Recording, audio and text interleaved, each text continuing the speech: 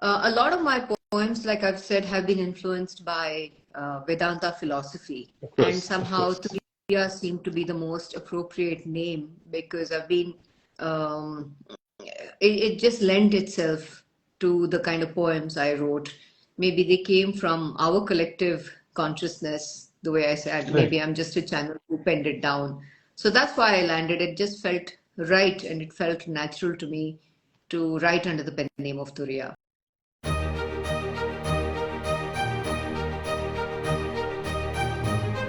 Hi, good morning.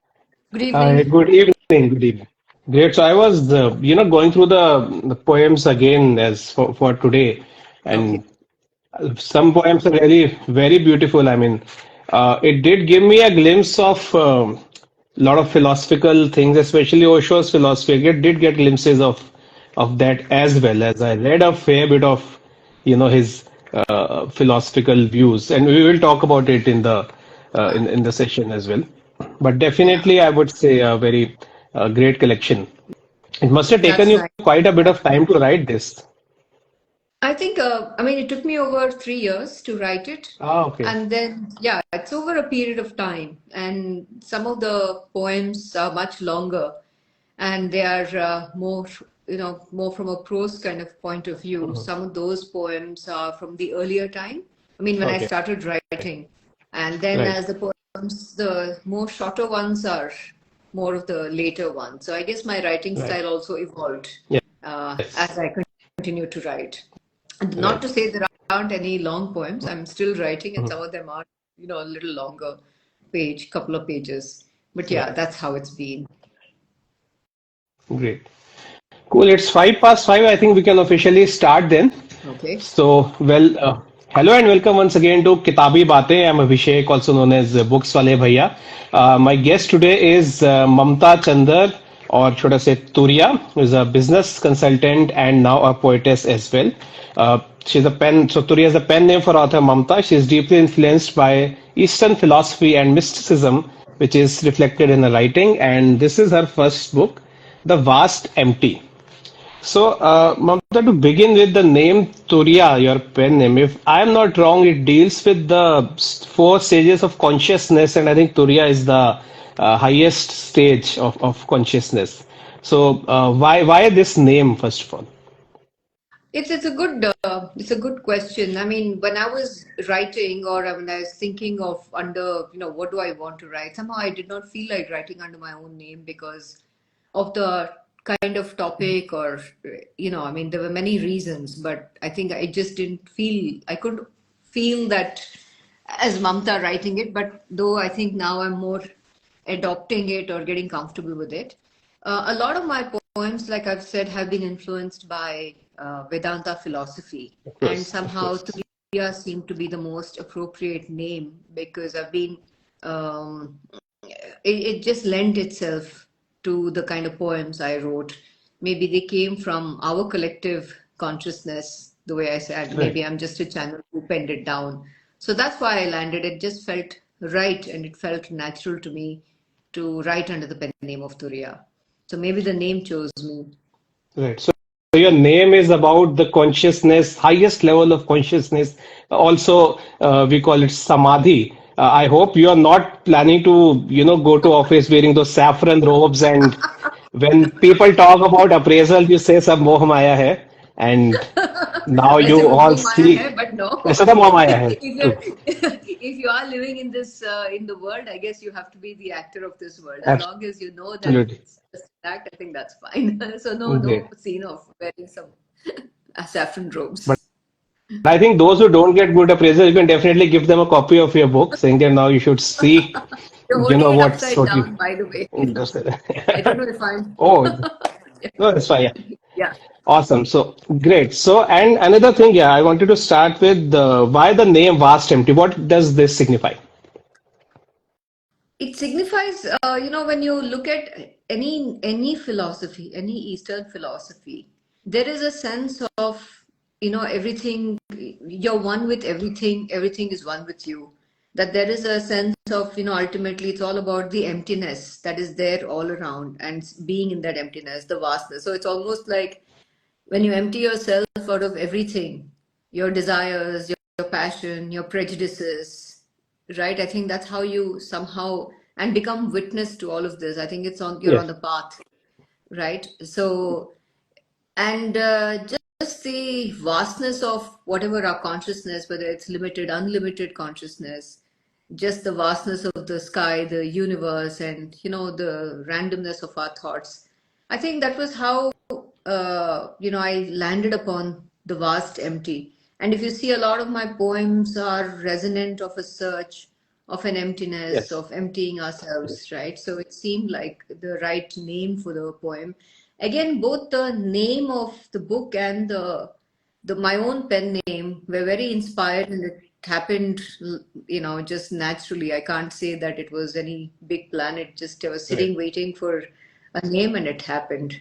Good to see Ibn Battuta has joined. Big shout out to him as Yes. well. Great. So, hi, Ibn Battuta. That's an interesting name, I must say.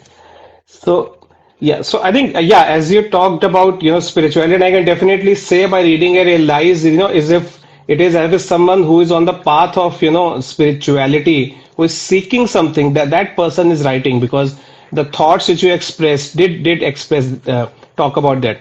And as far as I think what you're talking about is belongs to the realm of what Hindu philosophy calls Advait Vedanta, wherein you see Yeah. oneness in everything, and that's why in Hindu philosophy we don't have the concept of one god or one book, because divinity, everything, it's everywhere. It's not that only one person has the right or one book has the authority to say. So to start with, why poetry? I mean, because it's a little uncommon path for writers, especially those who are starting. Little uncommon because people are more into novels.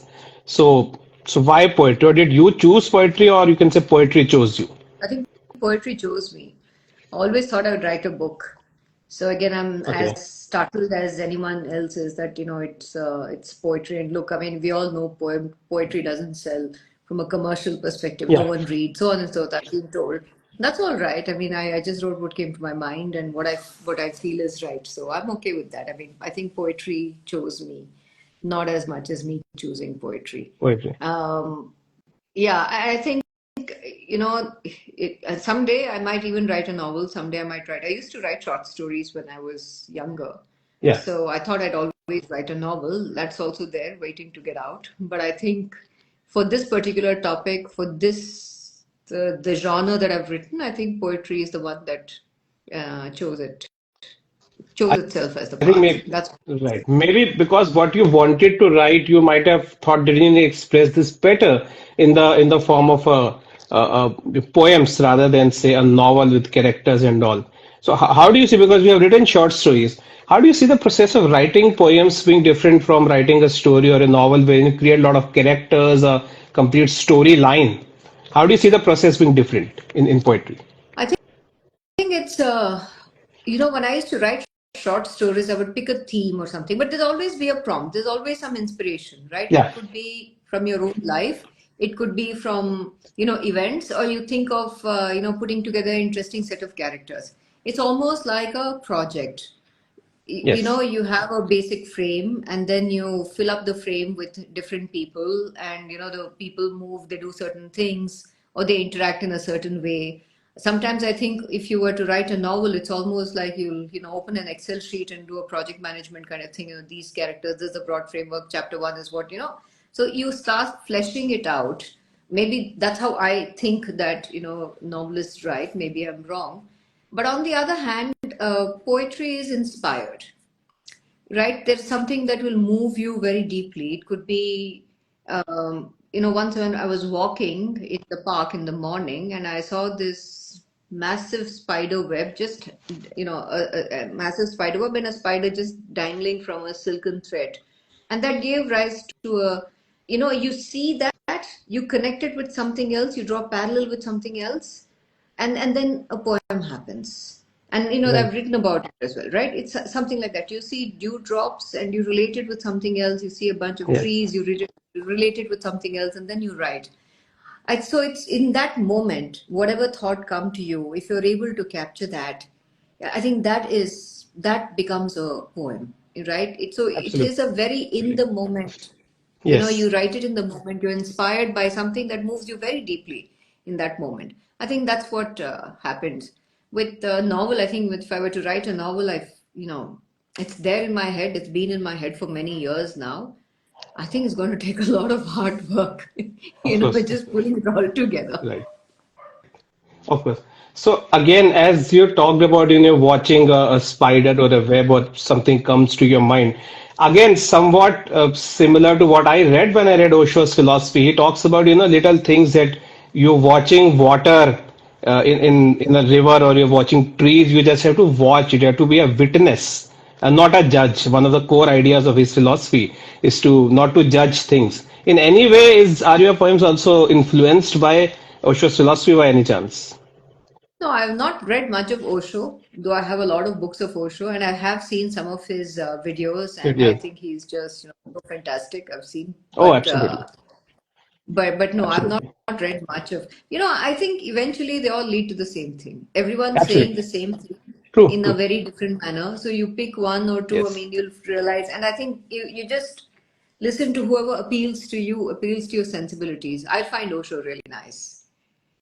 Yeah, No, I like that's what Ibn Battuta is saying. Neil Young said about this. I never write songs, I just write them down. Yeah, of course. exactly. I think the songs just, or the poems just write themselves down. I'm just like a channel, is what I'd like to say, actually. Great. And as you mentioned about, writing down on Excel, and also, I mean, I would say trust a business consultant to talk about Excel or PPT wherever he or she goes. And so wanted to ask, being in a senior position in an organization, managing load of client work, managing large teams, how did you manage to actually take out so much of time? Because as I said, it's a work of what you are seeking, something which is inside you. And when your mind is obsessed with PPTs and targets and Excel tabs, how did you manage to come to write so many poems? So I used to write whenever something struck me, right? And it could be in the middle of chaos. It could be in the middle of, it's like a thought that starts to weave itself and start to come together. And there's a poem I've written about. It's called Words, Yeah, right? It's page two. A yeah, lot of it is, the ideas. There's a prompt that comes to me, and that prompt that presents itself, and then the words start coming, and then you ponder deeply, you keep thinking about that, and then the poem starts to write itself, or you write the poems, and that's how. So it didn't happen in one sitting. Like I said, it happened over 3 years, sometimes 2 or 3 years, sometimes I'd write like three poems, right. because something led, some thought has led to some idea, and then I'd write very furiously through the night, and then for 3 weeks there's nothing, right? Then I'd go for a walk, and I'll see something inspires me, and I've written something. So it's like, when something presents itself, I think it's a gift, and you just have to respect that, and in that moment write whatever comes to you.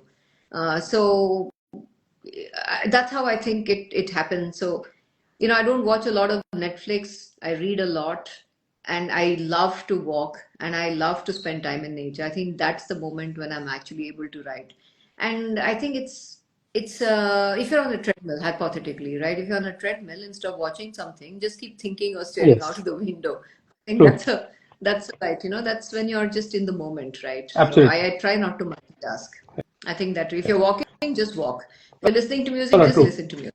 Just That's listen to how me. I managed to do that. Right. Yeah. So talking of prompts, I think you got hold of prompts much before Chat GPT popularized it for everyone, the prompts. Today everyone Yeah. talks in context of Chat GPT, but I'm hearing you started writing about it 3 years ago and you talked about prompts. That's what I call being futuristic. So today everyone is learning prompts. But so Yeah. as you said, you managed because it came to you. Now, say if you plan to write a novel or something, do you think a similar approach would be there? You write what comes to you, you write what you like writing. Because I'll be honest, this is my some 30th odd interview. Very rarely does an author says that they write because they like writing, and you are definitely one of those few authors who say we like it. That's why we are doing it. We write because it comes to you. How do you see your future work? Would you still be writing what you like, irrespective of whether it's a commercial success or whether it's as per the trend or not.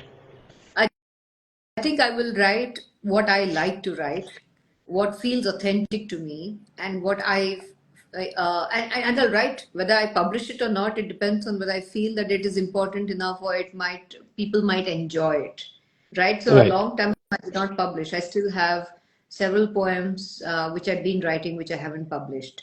So if I write, I think it's just for the pure pleasure. There's this Right. book, Abhishek, called Daily Rituals of Creative People, right? And I Yes. always used to Yes. wonder how did people, you might have read it. I always wonder how people wrote, and I thought maybe this is a full-time job. And what I've realized is most of the writers, artists, painters, poets, musicians, they always had a job which gave them income to put food on the table to run their Yes. Yes. lives, and Yes. everything else was a passion. And Hmm. because that's a passion, I think it stays true to who you are and you enjoy doing it. If I had to True. do this for a living, I don't think I'd enjoy it as much. And then I'll have to look at what is going to be commercially successful. If it's a novel, can it be turned into a series, and that can it be made Yeah. into a movie? And then I'll say, oh, maybe I want, XYZ person to. Then you start writing based on some character on the basis of which, then it's not a story, right? Yeah. I'm not saying that's right or wrong. I'm just saying that's not how I think I will write a novel. It will be something which is interesting to me as a topic, and may or may not have any commercial appeal, but it'll be my story, and I wrote it because I want to. That's good. I hope it won't be something like the big four guy living in this, spiritual fulfillment, leaving the corporate world and No, no, not no, at all. no, Yeah. no. Because I think For the longest time, that is again which for may come the naturally to you. no, no, and for the longest time, I wanted my professional life to be very different from so I did not, it was Turiya was different, Mamta was different, but now I've started to kind of, the worlds have started to merge because that's also part of my Great. facet. So is this. I mean, so you're Right. multifaceted. Writing poetry is one, being a business consultant is one, being a friend, being whatever else is one. So it's fine if all the worlds collide. Right. I see a lot of So again, comments, and yeah, it looks like people yeah. are relating Oh to what we're yes. saying. Yeah. Yeah. So guys, yeah, please keep on writing. If you have questions, we'll take it up towards the end, or maybe we can take it in the middle as well. So please keep on writing. So yeah, Joe Ahuja 5 said we are waiting for your novel. So Hey, Neil Joe, Young, that's going to be a long wait because I still have the Neil Young. second poetry book that has to be published. So, yes. Oh, wonderful. Neil Young said about this, never write songs, write them down. You said something deeply profound. Poems just come to you. I think that's very much the essence of your book. Whatever you have wrote, it comes to you, and that's how you have managed to write. Another thing, so this is what you observed, but did it work in the form of, say, an inspiration? Because you said you wrote what you felt like, you wrote what you observed. But for any artist, any art form, some sort of inspiration is very critical. For some, it may be purely monetary that, okay, we write something, we make money. Some, it may be fame. Some may want to express, talk about some issue which they find of prominence. So, what exactly was your inspiration behind these poems? Um, I think one was the spiritual aspect, the philosophical aspect. That has been the inspiration. And I did not want to write anything that is um, that is troubling. I think so. All my poems, if you read, are more reflective, meditative. They are more Yes. about getting in touch with yourself, and you. And I'm assuming that people come out feeling refreshed after reading it, that they feel a certain connectedness to themselves.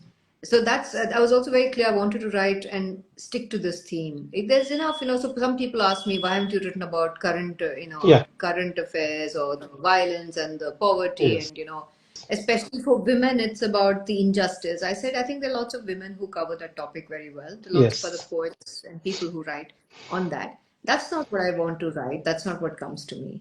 I want people to feel good when they read my poems. I want them to Absolutely. relate to what it's almost like you have thoughts, all of us have very similar thoughts.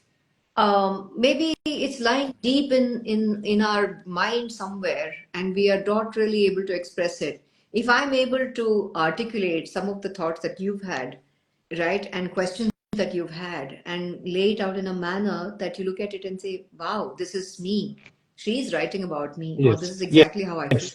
I True. think I think it's like, I've always wondered about this. I've always thought like this. I think that's a great thing to for your reader, right? I mean, that's what really makes me happy when someone says, I felt myself in these poems. No, no, And that's why, absolutely. yeah.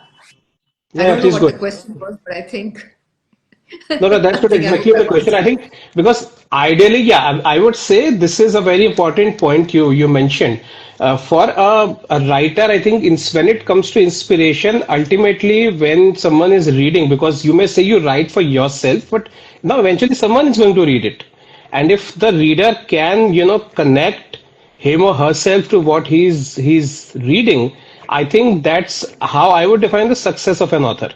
Because of course you write for yourself, but there is going to be Yeah. a reader, whether you are not even doing it from purely a commercial perspective, but eventually it is for someone else. Someone would be, Hey, reading and I mean, thinking, yeah.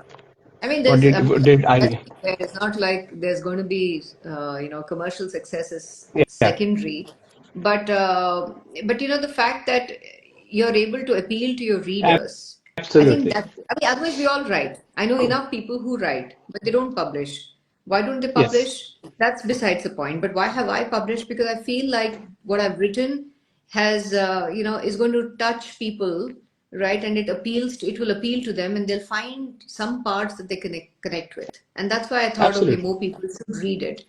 And absolutely. the other thing is, every time I speak to people about poetry, most of them say, it's too esoteric, it's too difficult, and I think we've all been scarred by bugging through our 10th standard boards Ye- of, whatever Yes, poems. yes, yes, And we say, completely oh God, I don't want to, read one more poem about true. Lord Julian's daughter or whatever, right? And I think I want to get people who've not read poetry to actually start reading True. and say, hey, this is simple. So all my poems are very simple.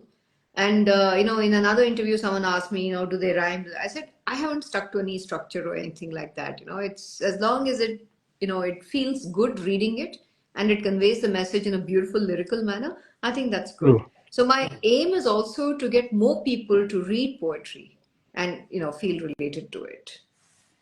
No, no, that's important. I remember I was speaking to a friend and he said the poetry is a little difficult to understand, and I said that is because we don't want to understand.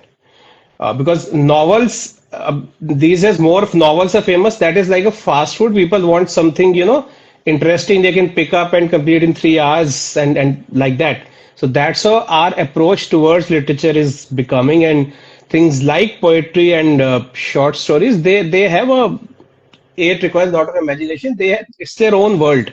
So to Yeah. say it's difficult is somewhat not the right way of actually looking at it. But it's good that we have people like you who are writing poetry. And yes, as you said, you are also your second book is in progress. So which is your favorite poem in this? And if you'd like to read that for us. I mean, it's all of them are really.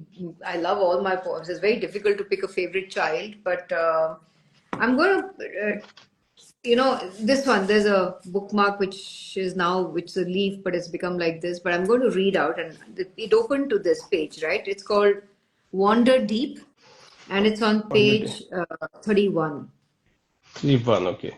Yeah, and this was, Already. and the inspiration was, while meditating. And I was like, what is Right. meditation all about, right? So here goes. You travel on your breath languidly, steadily, with unseeing eyes focused within, to reach that place towards the edge of your mind, near the far reaches of the universe, into the core of your soul. Each time you breathe, you get closer to the deep. The closer you get, the further you reach, till you bridge the chasm between your many lives and across time and space. When you travel everywhere by being still and in one place. Wonderful.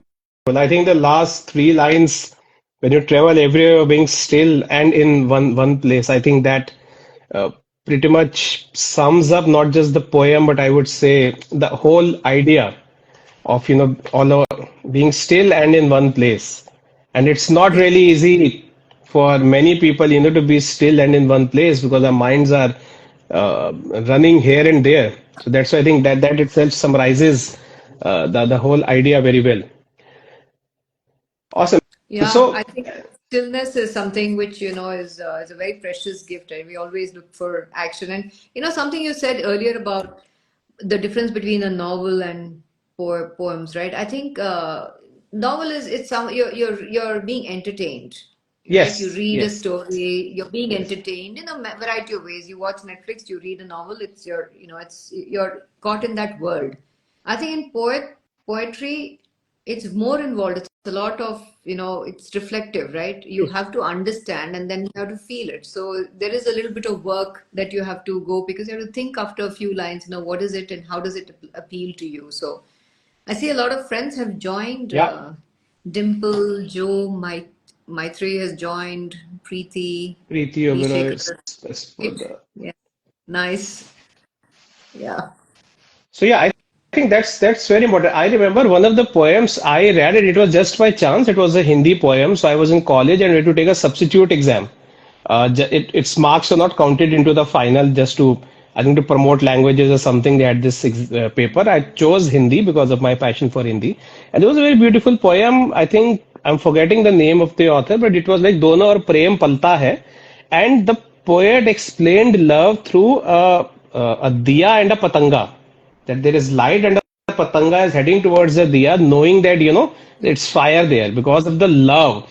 And as a fresher first year student, I was thinking that what a way to actually talk about love.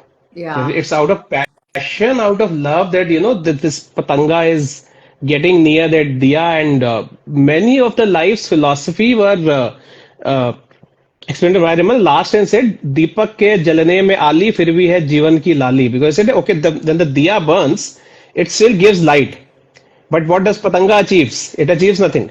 Kintu patanga bhagya yeah, lipi kali. So love, passion, romance, whatever you say, I think poetry is one form which can actually express everything in very less words, provided, yeah, people take. So that's why I say, we have authors like you who are expressing themselves through poetry, and may, we have more such authors and more poems from your end.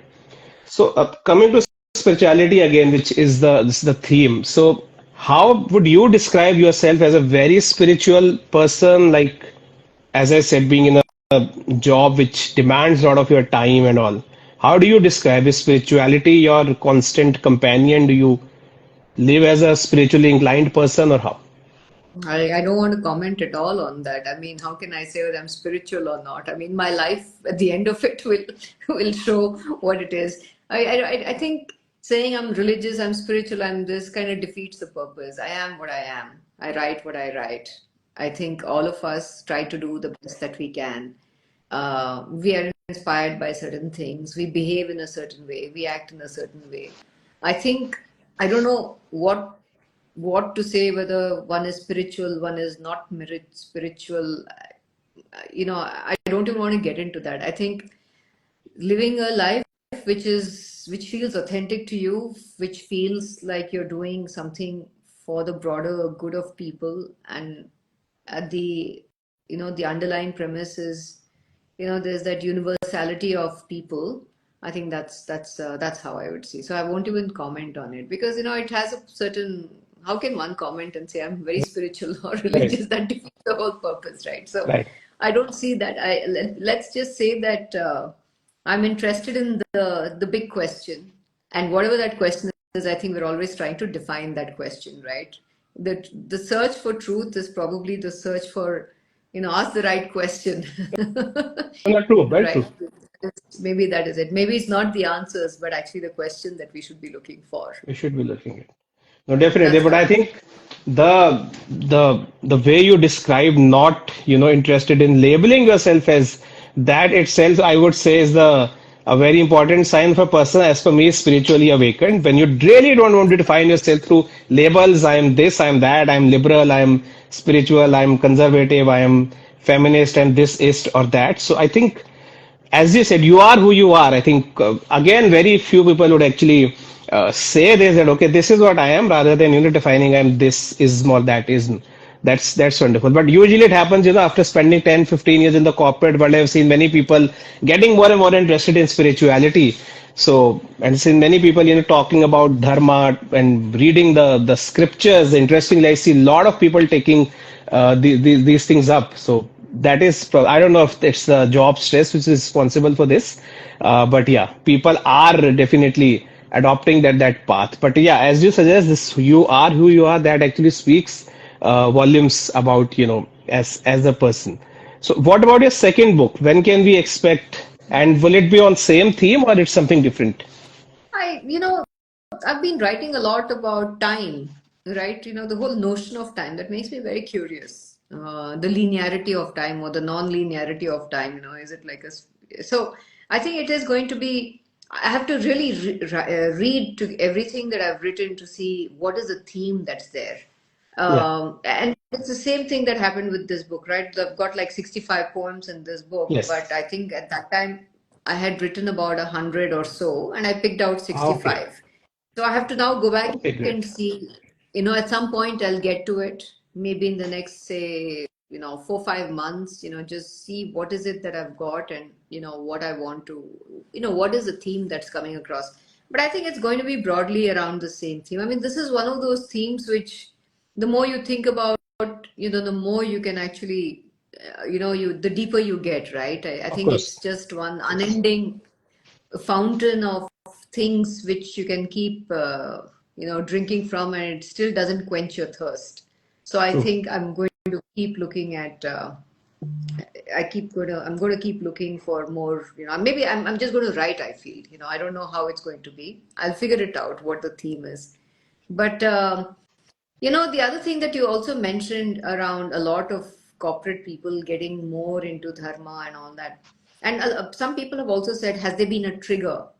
Yeah. Some people think that if you write deeply about something, is there some sadness that is there or something? In fact, if anything, I feel there's a certain sense of calmness, peace, and happiness, right? In life, Absolutely. there'll always be Absolutely. pockets of sadness, pockets of happiness, right? It's like it's dual. If you're happy, you have to be sad. If you're sad, you have to finally be happy, that kind of thing. For me, the interest has always been there. And I'll tell you the trigger that came to me, and I was thinking about it, is many years ago when I just started off my career. A few years into my career, I had, like, I was quite bored, and there was this Hmm. Zen meditation class. They said, it's Yeah. sponsored by the company, and I went for it because it was 2 days where I didn't have to go to office. And my office Oh, at that great. time was in Jhandewala. Oh, I said, forget it, oh. this is so close. I went for that, and that must have been, I don't know, like 25 years back or something. And that there was something just pure magic that happened, for that brief moment. And so, it was, I think that was the trigger for me to, figure out what it's all about. And then, of course, I loitered, I wandered, I forgot about it. And then occasionally I would think about it. And the more I started thinking about it, more people I met who'd offer a random word or a book or something they would suggest. And I think my interest developed, and then I started reading more. So I think it's been like a consistent theme for me for several years. It's just taken time, that's all. Yeah, the eureka moment. Yeah. Absolutely. And I see that Matlina has joined. Yes, great to see so many people. Yeah. Yeah, Oh, yeah. more Lot, friends. quite a lot. Many people have joined here. And yeah, right. Yeah, Maithili Sharan Gupta was the poet. So thanks for that. Yeah, Maithili Sharan Gupta was the poet. Great. So yeah, so in a way, your journey towards this began long ago. So through meditation, that's great. So one question: so what advice would you like to give to people, aspiring authors, you can say, especially those who want to walk down this path of, say, poems or maybe short stories, something which we said may or may not. become very successful commercially? May or may not be. Again, it depends. But what advice for aspiring authors? I think just write what you feel like, what feels true to you. I mean, again, two things, right? Either write what feels true to you or figure out what you think is the trend of the moment and then fit yourself. I can't comment on Yeah, that. I can only comment on being true to yourself and writing because this is a passion which will keep you engaged throughout your life true, once you start on it. And true. I think we always keep thinking, for those of us who are working, we always define ourselves in that box of, I work here and I'm so and so and this is my life. But what happens after you retire? We're all Yeah, very, how do you stay sharp? You have to have a passion outside of something which you don't true. control, which doesn't belong to Very you. true. It belongs to whoever's, the company. It's a corporate entity, or even if it's your company at some point, you don't have control. You might have a board, whatever it is, right? I feel that you should keep at it because it is the one thing that will stay with you. Your education, your words, your music, all of these things Right. are things that will stay with you. So keep working at it and keep doing whatever you feel is authentic. And if you feel that now it's important, if you feel like sharing it, I think Yeah. that's when you publish it because it's for the longest time I had a small distribution list. I had like 5 or 6 people I would write and I would share it with them. And for the longest time I never thought I was going to publish because you become vulnerable. Yeah. You put out a lot of your own thoughts over there and people can interpret it and they'll judge you. So you have to Yes. be open to all of that. If True. you write a story, people say, is it about you? Okay, did you have all these experiences? So you have to be ready for people to wonder where all those things came from. Came from. And Yes.